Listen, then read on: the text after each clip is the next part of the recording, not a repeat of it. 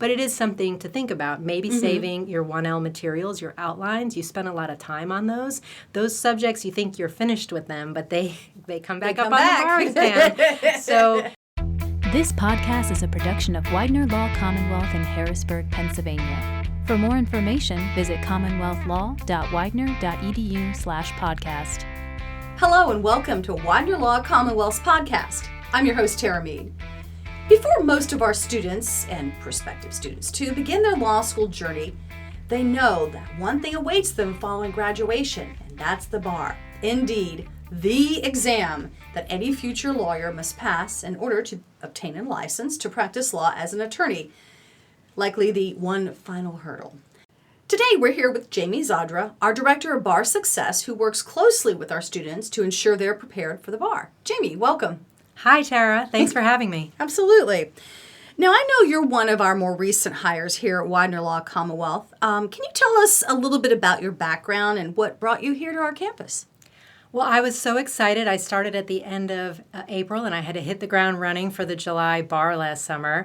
But before this, I've lived in Germany for several years with my husband's job, and I had a variety of government jobs there. I was a librarian most recently, actually.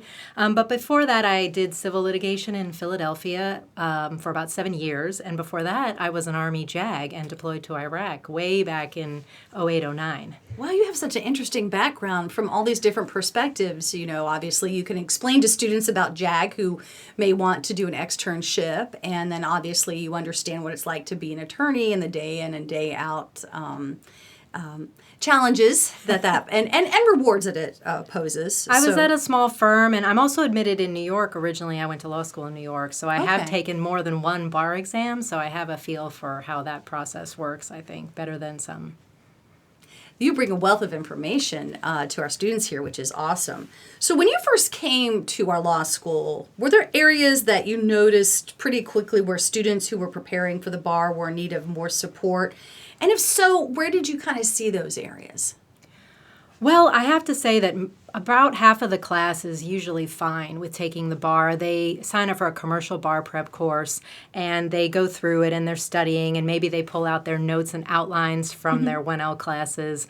But the other half of the class, they do like a little more one-on-one time, individual attention, which is why the university has their bar coaching program where we pair them with a faculty member or a dean or myself to meet with them on a weekly basis and check in with them to make sure things are going well. But I would say everybody has different needs. It's so individualized, and learning is such an individual process. That's true. How people learn, how they study, and their needs are going to be completely different. So what sort of preparation support do you offer students who are awaiting the bar exam, and when do you start that process with them? I mean, for example, you mentioned last summer, but I know this summer too, you had quite a busy schedule working with students, preparing them for the Pennsylvania July bar exam. It was busy. I try to do anything that's bar related, every question you could think of, and I am happy to meet with 1Ls, 2Ls, 3Ls. It was even meeting with alums who were maybe taking a different jurisdiction or maybe taking for the second or third time. That's cool. So I am here to answer any kind of questions, and the earlier they come to me, the better. I can talk about the different bar prep courses that are out there and the different requirements for jurisdictions, deadlines, costs. I'm happy to review essays and give feedback or go over multiple choice questions. It depends on the student's needs. Some of them just want to know what to expect. You know, what should their study schedule be, and what kind of plan, and how soon should they start. And, again, the students have such different needs. Some of them have childcare needs or family members with medical situations, or they're working full-time, part-time. This is all going to influence how you prepare for the bar exam and what your schedule is going to look like. I think it's nice that you do an individualized approach, and it's not the cookie cutter one size sort of fits all approach. Is you help students here, including graduate students and alumni, as you mentioned, prepare for the bar exam, whether it's here in Pennsylvania or in another state. And I know that quite a bit of your work obviously involves students who are close to or who have graduated. And you mentioned a little bit about 1Ls and 2Ls. So you do work with students that have a little bit more time before they have to take the bar? It is never too early to start thinking about the bar. The earlier you think, the more that you can plan. And if you plan and you're prepared, it's going to make everything a lot easier and reduce anxiety and stress, which is such a big piece, the mental aspect of it. I think students underestimate that. And there's so much pressure that we put on this one event, this one exam. So again, planning and preparation is key. I love to meet with 1Ls and 2Ls about what to expect, but also what classes they should be taking as their electives that's really come good. up. So that way they're already thinking ahead and preparing. Right. Some people don't realize that there are these essay topics that are, again, not required courses at the university, so they do need to add those as electives if they're worried about them.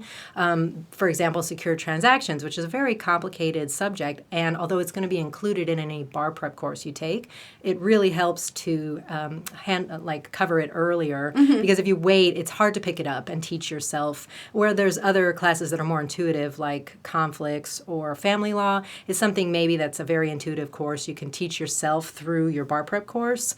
But secure transactions, a lot of students struggle with, so I recommend it as an elective. Just as an example, there are others, but. And you mentioned before, but I'll touch on it again, anxiety is something that I guess some students may not anticipate, that they're going to be really anxious. But besides that, what would you say, or can you talk about maybe some of the other misconceptions that students may have about the bar that you hear about or that you see when you interact with students? Of course. I mean, I think everybody already, the anxiety starts very early, so they're kind of expecting that. And in a lot of cases, I'm trying to put them at ease. This is possible. This is doable. Thousands of students pass the bar exam every year, and it is manageable if you plan ahead. One of the big misconceptions I fight against is that the commercial bar prep course is going to be all you need, and that comes from the commercial courses. They're trying to sell you on their course and say, if you just complete our course and do everything we tell you to do, you're going to pass. And that's not really accurate. It will be for some students. Again, there's some students who will be fine with that, but in most cases, the bar prep course is just your foundation. It's your starting point. It's what you begin with, but you have to study outside of that. You have to do work on top of the course because, again, learning is individualized. So the course is this one-size-fits-all, and some students are going to respond to the way that they teach material, but other students are going to need a completely different medium, whether it's, taking their own notes or outlines or flashcards or, doing different types of questions or more practice questions. So you have to do work outside the course. It's not going to be enough to get you through. And then also there's so many different bar prep courses. You mentioned the commercial ones that are available to students. It just seems like there's so many options.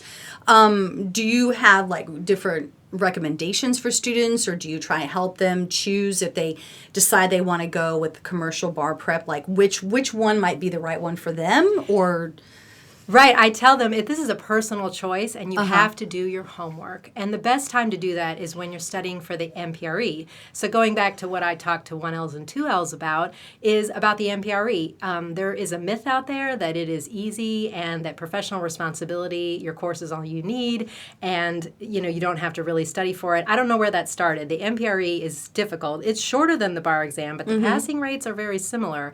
It is not, this cakewalk. So you do need to study for the MPRE, and I strongly recommend that you take a prep course for the MPRE. And all of the commercial companies offer free MPRE courses, and that is a great time to see what their courses are like. Check out their websites, their formats, their video lectures, their practice questions. See if you like them, and that's a great time to test drive more than one course to compare and contrast. Obviously, I can discuss with students pros and cons with all of the courses from what I've experienced, but it's going to come down to the student and how they learn, how they study, as far as which one's going to work best for them.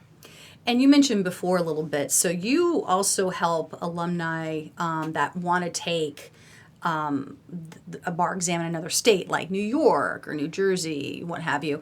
And I know that there are sometimes some cases where a student, doesn't pass the first time.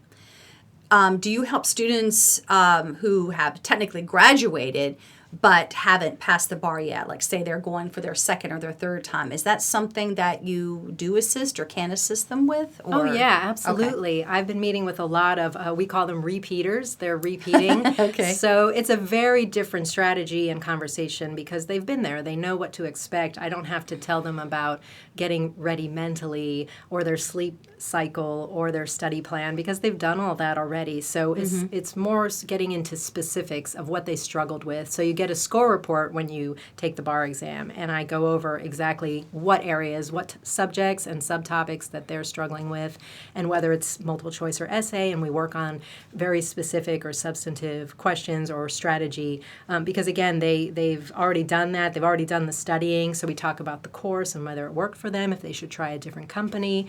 And so it's a little bit different, but I absolutely work with the repeat takers. And like you said, other jurisdictions, some students are looking to port their scores into other jurisdictions, and every state has different requirements.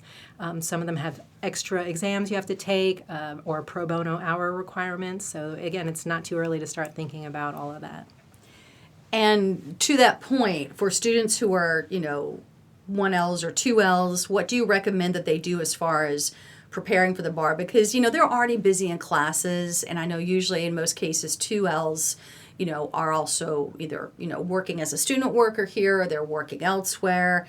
And is it too soon or too late to properly prepare, or you just make do with the time that you have?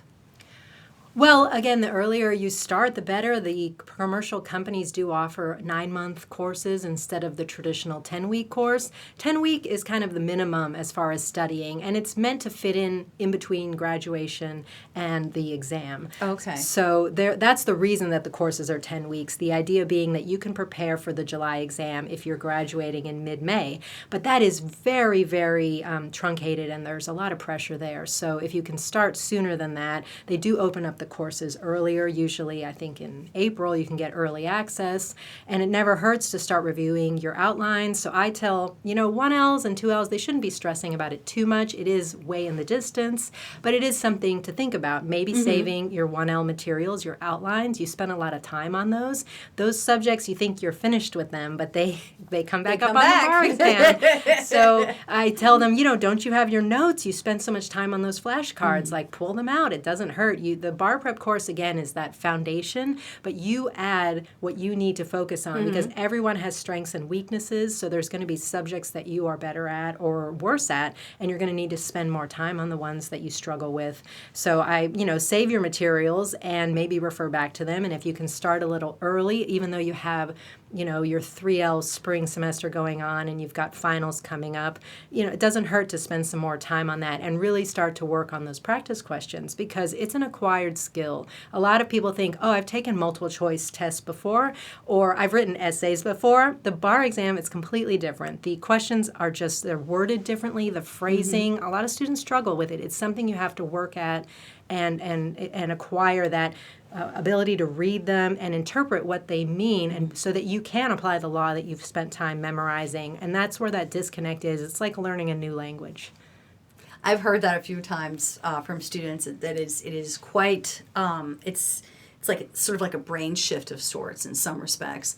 Now, I know in the summer, I was busy as the, comms and marketing manager here, making sure that, students were aware of the different things that you had planned during the summer. Can you talk a little bit about that time between, since it's more recent, the end of graduation, and then you start, scheduling a lot of different activities and things like that for students who are prepping for the July exam? What sort of things do you do to help students specifically? Well, as I mentioned before, we have the bar coaching program, so that is voluntary, and students have a survey they fill out before commencement that whether or not they want to participate in that, and then they'll be assigned to a faculty member, and you can meet as often or as little as you want. Usually I recommend once a week to kind of check in and see how you're doing, and if you have questions or you're struggling with something, and we can, the faculty, and we can answer questions trying to, as they try to understand their bar prep course, and how the studying's going. And a lot of students realize a couple weeks in that they need to adapt the way that they're managing their time or the way that they're tackling a certain topic. But we also try to do weekly workshops, which are both in person on campus and also on Zoom. Either myself or a faculty member teaching a substantive topic, again, going over multiple choice questions and taking questions from the students. And I try to cover different subject matters that I hear from students they're struggling with. Secure transactions always popular. And sometimes a lot of, con law or Civ Pro. It just depends. I try to get feedback from the students with what they want. We want to support them at the university, but not overwhelm them. And then we do provide usually a weekly lunch in conjunction with that. So we feed people because you have to keep your strength up and keep your energy up. Absolutely. And then, of course, we're meeting on an individual basis. And I should mention, we do this for the February exam takers as well. I was just going to ask you about that, too. When does that process start? Well, it's difficult with the holidays because the university closes the last 2 weeks of December. That's true. Which is really the first 2 weeks of the bar prep for the February takers. So we'll probably start the first week of January. And then the other thing we like to do for both February and July, we host a simulated bar exam. And I try to do the full 2 days, 6 hours a day. So one day of 6 hours of writing and one day is 6 hours of multiple choice. And we host that here on campus so that they get that exam experience in the test-taking environment, and they can see how they're doing. It's a way to gauge where they're at with their studying, but it's also a way to see, am I pacing myself well? How did I handle the being in that room with other people who are also typing and chewing or coughing, or not chewing, right? Coughing, breathing, right. I don't know. So that, a lot of students get anxiety about that, and we try to provide a test environment where they can kind of see how they're going to adapt to that. I know we covered a lot in a relatively short period of time. Is there anything additional you wanted to add, or do you feel like we kind of covered everything? Well, I think we went over a lot. I just encourage students to reach out to me. I want as many as possible to know that I exist and I'm here for them. I'm available. I'm a full-time staff here, so I have my office in the faculty corridor of the library building, and they can stop by any time or they can email me. I don't want people to feel shy about asking questions, and I can also point them in the direction of resources. There's so much out there. There are free resources, and I just encourage students to, do your homework. Look into the courses, look into what your situation's going to be like, and plan ahead for what are those months, because it is 2.5 months at a minimum that you should be spending studying, clearing your schedule from family and friends and other obligations and making time for this, because it really does require all of your attention and focus. So if you prepare, it's a manageable task. It is a lot of hard work, but it's doable, and we're here to help them get through it. Wonderful. Jamie, thank you so much for your time, and obviously a wealth of information and resources. And for students who would like to get in touch with Jamie, you can reach her at 717-541-3919 or by email at jlzadra@widener.edu. And as always, thank you to our listeners. And until next time, take care and make sure you stay in the loop.